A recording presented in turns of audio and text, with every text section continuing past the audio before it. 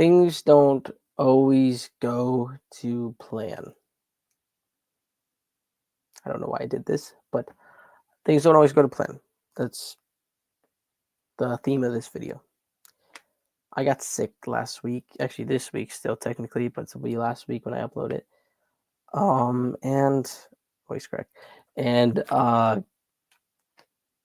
planned on having an interview, right?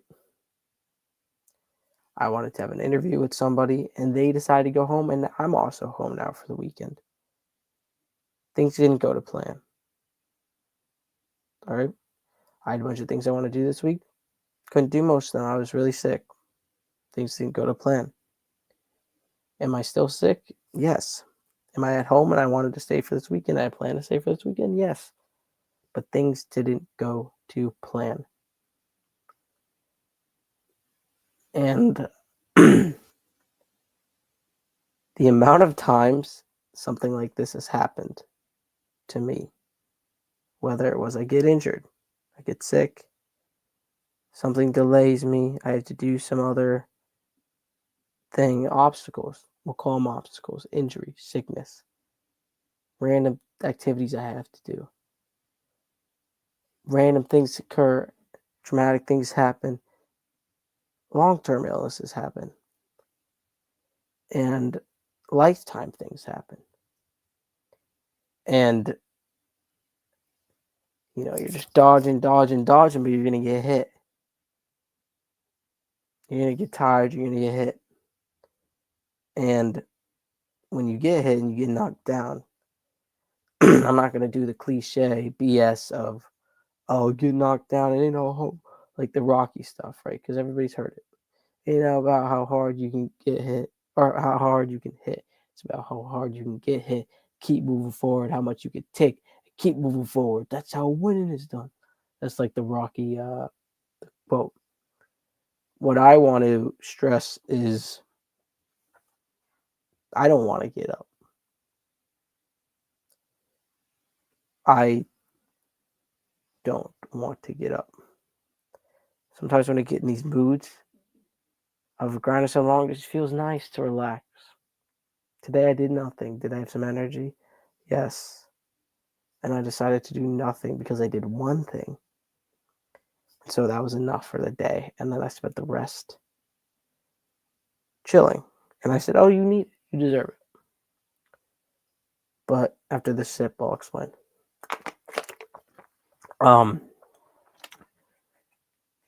I know I deserved it. But at the same time, I spent this whole week off because I was sick. And I need to get back on the metaphorical horse. Part of me doesn't want to. Because I know how much work and effort it requires. But I also know that I need to, because at the end of the work and effort is results. And those results are the ones I've wanted and always say I wanted. And I'm scrolling on TikTok and be like, oh, like this would be nice. I want this, I want that, I want that. And it seems really fun to, visualize and to have a little game like you're shopping. When you go on Amazon, you're like, oh, add to cart, add to cart. I'm adding things to cart without checking out. And actually putting the money down, putting the investment, putting the risk, taking the risk.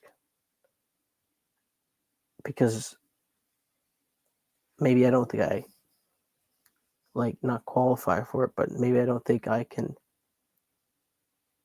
have the amount of dream dollars or whatever you want to call it to invest. It just seems like a lot. Maybe I'm not willing to take that much amount of money out of my bank account, metaphorical bank account, and put it into my dreams to pay the price.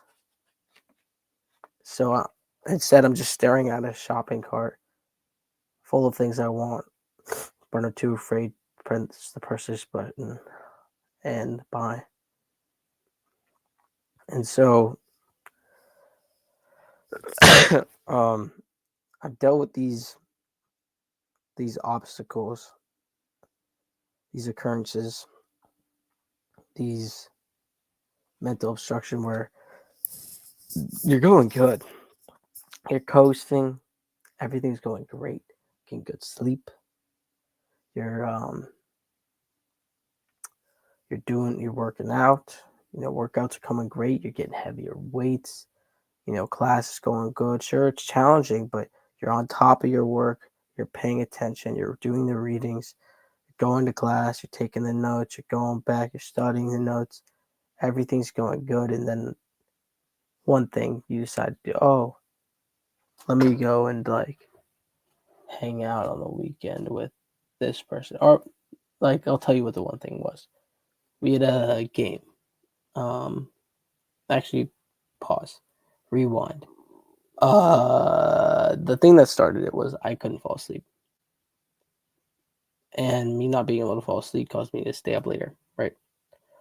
So I was getting less sleep than normal, that whole week. And that's not good.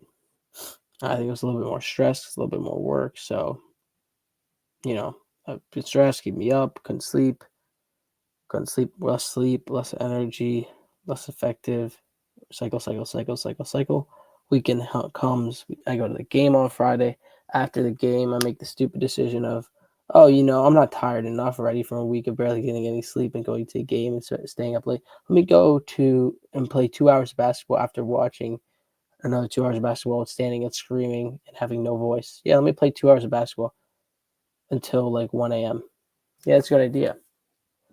And then, let me, the next night, break one of my rules of not going and FaceTiming late at night. Let me go do that and actually spend 3 or 4 hours on FaceTime with my friends just talking, and let me get no sleep that night too. And how about this? Oh, it's perfect. The Super Bowl. We gotta watch the Super Bowl. So let me stay late at that night too, and be a little stressed, and then be doing all these things that you don't normally do, not having your downtime. And let me wake up at 7 the next day and realize, oh shit, I'm sick. And that's what happened. So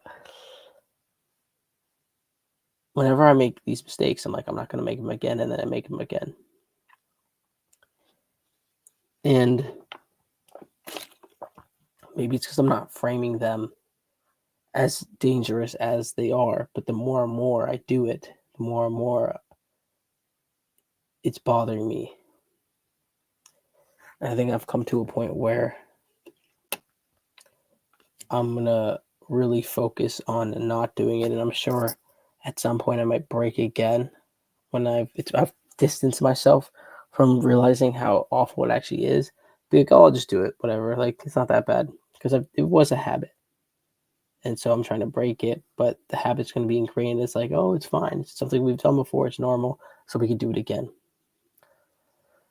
And so I'm going to try to avoid that as much as I possibly can, and really focus on my sleep and energy, because I'm realizing some people may have unlimited batteries. Some people may be able to stay up really late and wake up really early, go to the gym, get a little sick, and still continue to work out and do all this other stuff. But I'm not some people. I'm realizing that. I'm also doing more than most. So I'm doing what they're doing plus some. And that plus some is probably fucking me up. So I can't do what they're doing. I have to do what works for me and realize what works for my body, and understand that I can't be staying up late like that. It's not healthy for my body. I always end up sick doing that. Sure, I might have a lower immune system, but instead of bullying yourself for it, be like, oh, I can't believe I have a lower immune system. Why can't I have their immune system? Fuck it, I'm just going to hang out. And then you go and get sick again. And then it's just a reinforcement of that. Then no duh, you're an idiot. You're an idiot, doing that. I gotta tell myself that. So I can't be staying up late like that. It's not good for my body.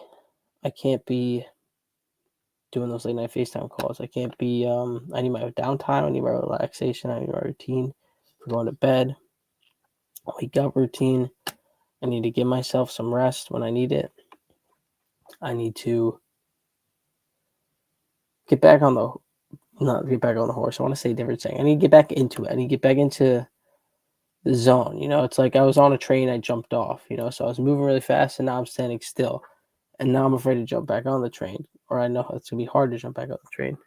Once I'm back on it, I know I'm going to be back in that flow again. It's just the transition, the bridge that's annoying.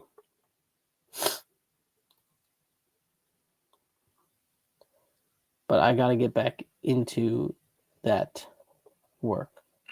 And I think I wrote something on this specifically. I said, where was it?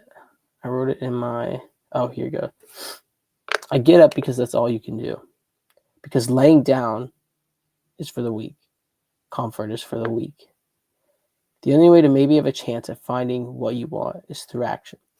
So even if you don't feel like it, get up because it may suck, but it's better than doing nothing. And this is true. It's better than doing nothing. I don't know what I'm going to do is going to work. I realize that now. Because I've been doing it for a long, long time. Or not, it hasn't been that long. Okay. I say a long, long time. It feels like a long time. I'm only 19, so 3 years feels like a long time, but it's not that long. But I've been doing it for a period of time where I could say I've been doing it pretty consistently. And I've made some success, but it's still like I've got to keep at it. I got to keep grinding. I got to keep posting. I got to keep working, making it tiny, tiny bit better. And if you can't even make it better, just make it on par that week. If you're really trying, just make it on par like this week. Just show up. That's what I'm doing right now. Just show up. Don't miss that day. Just show up. Don't miss the day. That was my only goal. That should be it. Don't miss that day. Don't miss today. Don't give up on today because it's a little bit hard. Maybe you can't go full effort right today. Maybe you only have 60%. But just show up and do it because you said you would. Because that's the only thing you can do. It doesn't matter if you think it's not going to work or not, just do it. And maybe you'll have a couple of bad episodes or a couple of bad lines or parts in the chapter, but you have progress and something that you can now work off of. They're all like little lily pads. And don't worry about what the next one is because the next one just repels you to the next one. So if that one in between is not so good, you're just focusing on the next one and you make that better. And so that's what I'm trying to do. I'm just trying to stay consistent. And if that means that it's easier for me to do solo podcasts than interview podcasts for most weeks, then that's what I'm going to be doing because I want to post every week. And if that's my goal, then if I get a guest, great. If I don't have a guest, I know what I can do. I know that I can do this. I know that I can do solo podcast. So if that's what I'm doing, that's what I'm doing. And that's why I enjoy doing this because it helps me get myself out of certain mindsets. And I think this week I got into a mindset of just, that's not like the lazy mindset. Part of it was because I was really sick and tired. And that was for the first couple of days. Then towards the end, it was just because I was lazy. And it came to bite me in the butt a little bit. Grades wise, almost had a pop quiz in one of my classes because I wasn't fully prepared. I mean, I figured it out, but it was, an what moment. And so I have to get back in. And I really don't want to. Like, I really don't want, like, the lazy part of me is just like, no. Like, let's just have another week where we just lay down and do nothing. just for a little bit longer. Come on. It ain't gonna hurt you. But I can't. I gotta get back into it.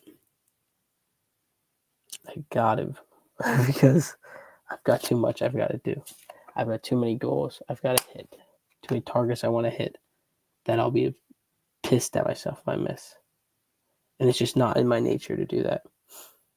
And so I know if I just, I just got to start, and then it'll be fine. And then I'll do a couple of things. And I got to do one of the harder tasks tomorrow. Like, I just got to do that and start.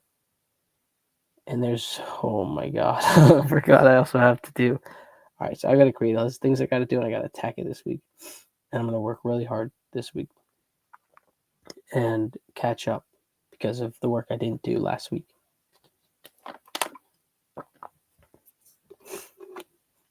And yeah, so those are when it doesn't go to plan. Like, I wanted to interview someone today. I'm at home, so task not possible. But I learned it doesn't matter about interviews. It matters more about the consistency, which is what I've been talking about. And so that's kind of where I've figured out is the key. And I know I'm not even on a good camera. I'm on my MacBook camera. I'm not even on my phone camera or using a camera. I don't even have my mic with me. I'm on bare bones equipment.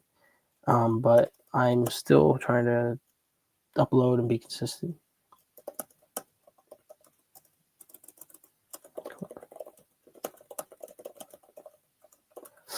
I'm having a chat help me out here because this is off the cuff. So I didn't plan too much for this podcast, but I just wanted to talk. And so I want to see what questions Shaq can give me. And I want to talk about things. I want to see what it can help me with my brain because I need a little bit of help. You know, sometimes I think when people are not going through, I'm not going to say I'm going through it. I'm not about to be dramatic. All right. Like, okay, you got sick. All right. And you're in college, you got to lay in your bed. Right. I had a bed, I had a roof, I had food. I'm not complaining. But when people are at a lower than 100, let's say that. When people are at lower percentages, right? And a lot of times they try to grit and bear it, you know? And I think sometimes you need to let other things help you. It used to be just people, but now there's so many other things online that can help you. And you don't take this easy path all the time. Don't. But if you're really, really struggling, like you're really low percentage, sometimes you need to take that path in the moment. And then you go back once you're healthy and actually learn the material, which is what I did this week. And this week I'm going to actually learn the material. But what's a fear that you face? Let me see. What's a fear that you face that changed your perspective? Oh, fear that I've faced that's changed my perspective.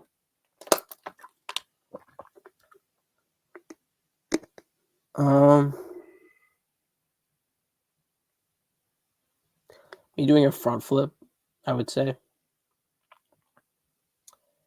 What I imagined it to be and what it actually was doing it was very different. Because when you see something is one thing, but when you actually do it, it's completely different POV. It's so quick, and then you're just back on your feet. I mean, obviously it didn't end up like that. Like, I was practicing a bunch and falling on my butt and almost landing on my neck and doing a lot of rolls and then progressing back up and then getting scared and then doing a lot of rolls again and then flipping until finally I landed it. But yeah, POV is so different. And so it changed my perspective on how things may look on the outside may not be how they actually operate and seem on the inside. An exterior is sort of an illusion unless you've done the thing yourself. You've got to do the thing yourself to know what it's like. You can't just take the exterior as a perspective. It is a perspective, but it's not all the perspectives, so you don't get the full scope of what it actually takes to do something. Let me see, what's another question? What's a habit you've built that has had the biggest impact in your life? Creating to-do lists and planning on my Google Calendar from that to-do list, the task, and blocking out time. Now, I never follow the calendar 100%, but that's not the point, because maybe I'll get 85, 90% of the stuff done on a good day, and then more like 75, 80% of the stuff done on an okay day, and on a bad day, like 60%. But the point of the calendar is to be like, okay, we block out the time. How much of this stuff on the to-do list can I actually do? And sometimes I add too much. Sometimes I don't add enough. And so it's really having me maximize my potential for the day. Maximize the amount of things I can do for the day. And sometimes I add more because if I don't have enough, or take away stuff. And so I'm not like so overwhelmed with a huge list that I just decide not to do any of it because I'm like, I don't know where to start, and I get overwhelmed and waste time. I can just be like, okay, I said I'm going to do this first, and then this and this and this, and I'll have time to hit all of them because I blocked out the time. So I can start working on the book, and I can do my homework later because I have the time to do my homework. I blocked it out. And so that's been great for me. And I started it freshman year of high school when I was doing a bunch of different things that I really needed to plan because I needed to figure out when I was doing my homework. Let me pull my nose. But it was a game changer for me. The to-do list. I read Brian Tracy's books. I don't remember. I know Eat a Frog, and then there's another one that teaches you about to-do lists. And that book was wonderful. It taught me the ABC method. And I don't use it now, but it was a start for me for my to-do list journey. And so I really appreciate that book. Let me see.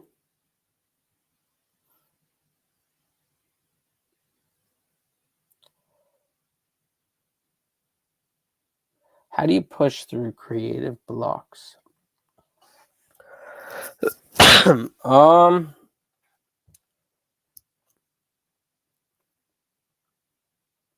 I just start writing a list, if that makes sense, like bullet points.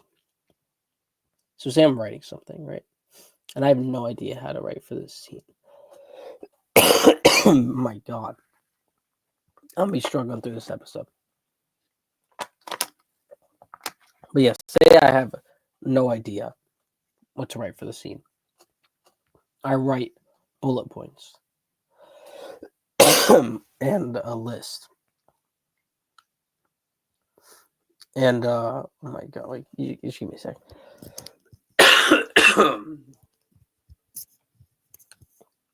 So I write a bullet point list of like ideas. Just random ideas. I close my eyes. First is just to get idea of what scene to pick. Then once I have a scene, then I try to play out the scene. I close my eyes.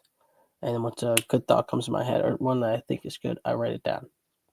And then I keep going. Close my eyes, write it down. Try to envision the scene. Once I have the scene roughly played out in my head, and then I go and write it, and it's not great. And then I go back the next day, and I make it feel real.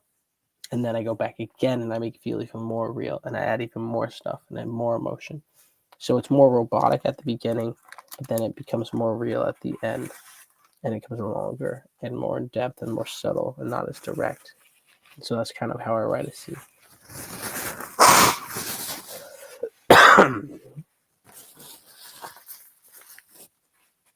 Oh my God, I'm dying. We got 5 more minutes. I'm trying to get this to 30 minutes, and then I'm out of this. But I made this goal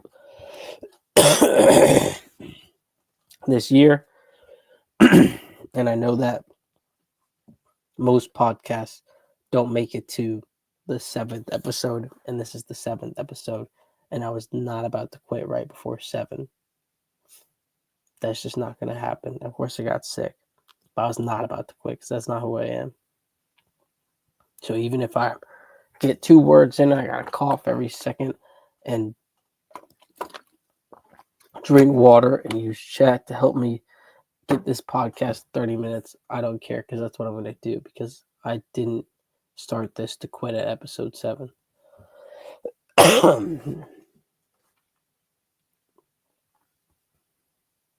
How do you... No.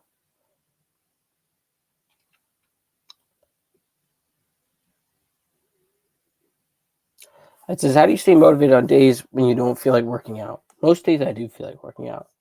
So on days where I don't feel like working out, I don't know. That's usually when I'm sick or when I'm really tired. And on those days, I try to take rest days. But if it was like, that's me now. All right, let's be realistic. That was not me in high school. Me in high school, I was like, I didn't feel like working because I would train really hard, right? I would run. Like, say I would have track practice 5 days a week. And then I'd also 2 days during the week, I would work out legs. This is during indoor. This is for a period of a couple months. So I'd finish a track workout, which basically is me running around the track really fast with not too much of breaks. And at that point, my legs are cooked. And then I would go to the Y after eating a little something at my house, or I'd go to the gym and I would work out. And I'd be hitting legs, which I'd pretty much just hit in the track workout. And I'd be dead. And I'd be sitting in the quad extension machine. I'd just be sitting there, my eyes closed, breathing, and I would feel so exhausted. But then I just continued to have my eyes closed, and I imagined myself running the 1,000 for indoor track. It's the start. I'm looking around. I'm wearing my jersey. I'm wearing my neon track spikes. Breathing in, I could hear the audience. I could see the red, bouncy, curved track. People around me in different jerseys. The guy with the gun, me on the line, me stepping up to the line, me getting myself ready, and then me imagining that and pushing. I had my eyes closed. I was pushing on the leg machine. I'm really trying to gas myself out until I went to failure. And so, visualization, the goals, that's what pushes me when I don't feel like working out. I didn't want to get there, but I would just push myself to get there. And once I did get there, I'd visualize. And that's what would get me through each set.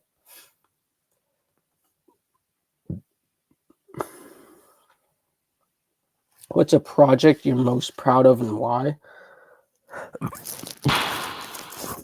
Probably the book I'm working on right now. I'm most proud of that. Once that's done, that will be a project that I'm most proud of.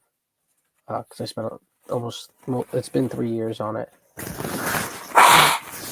And it's going to be longer. And once it's done, I'm going to be so proud of it because I spent so much time on it. And it's going to be really good. So that's probably a project I'm most proud of.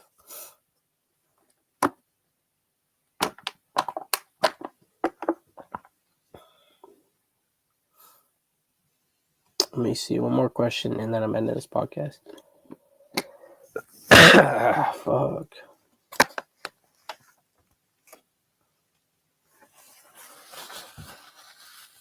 All right, let me just ask you to give me more questions. I'm going to say more juicy questions.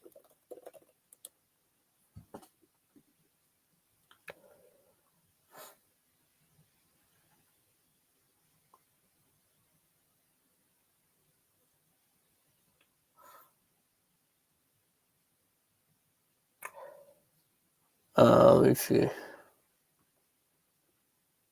Do you believe... Nah, that's not it.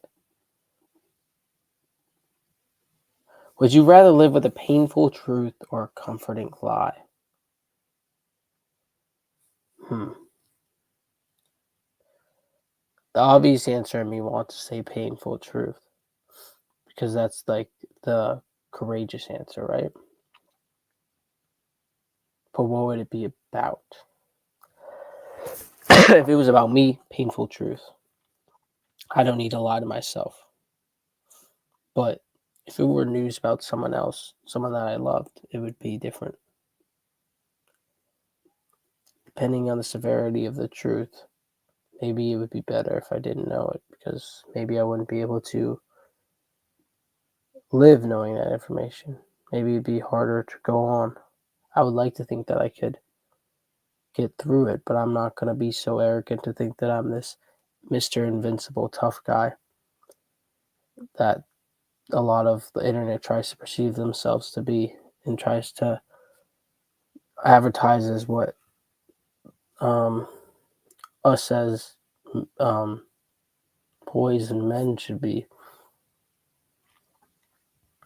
So, depending on what it was, I would say 80% of the time, I'd want the painful truth, because it'd be painful to hear, but it would be healing later.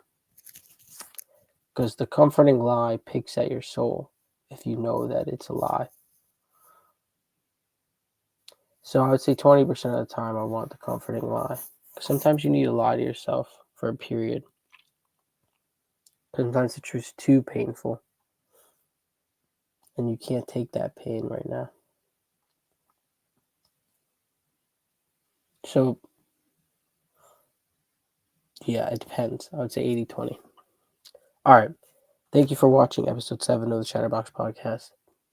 This was a rough one if you actually stayed all the way to the end. I don't know why, but thank you. If I heard that coughing, I already clicked off, but I needed to get this up for me. So, if you watched all the way to the end, I truly appreciate you. Like, subscribe, comment, and I'll see you next week. That was my brother screaming.